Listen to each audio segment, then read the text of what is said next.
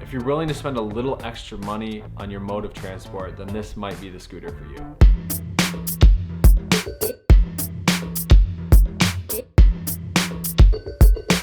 Okay, and welcome to Mode of Transport episode 3. This week we are doing a scooter. This scooter is called the Boosted Rev by Boosted Boards, the same people who make the Boosted Board who I reviewed last season, who I am such a big fan of.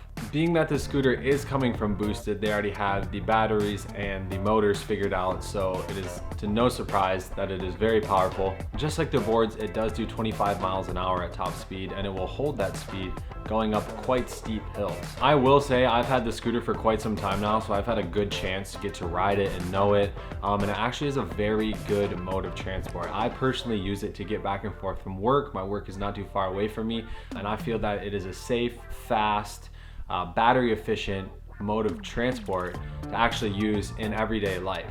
It's small enough to fit in the trunk of a car, and it's not really a hassle. You can fold it up if you need to store it or put it somewhere, which is very convenient. The scooter is decently heavy, but I believe that's because of the build quality. It's built so sturdy. You never get the feeling when you're riding this that any area was skipped as far as materials go. Everything is very nice metals, and anything that's plastic feels like very high quality. Nothing wiggles or rattles when you ride. It's all very solid, and it's overall a great riding experience.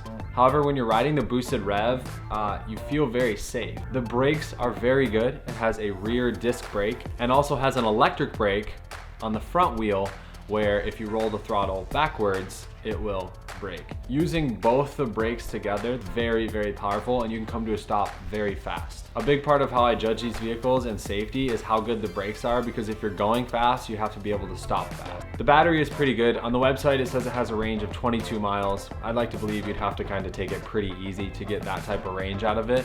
I'm finding a little less than that because I'm going as fast as I can at all times. It's always at least able to get me to and from where I need to go on one charge, which is really all you need.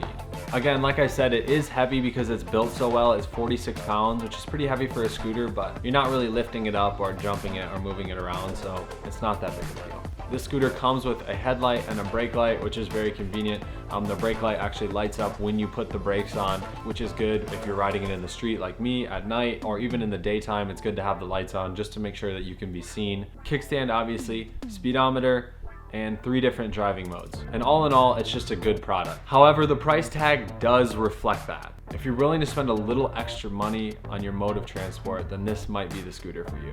Okay, and now it is time to rate our Boosted Rev. First of all, fun. I think it's actually super fun. I'm gonna have to go with like a 7 fun.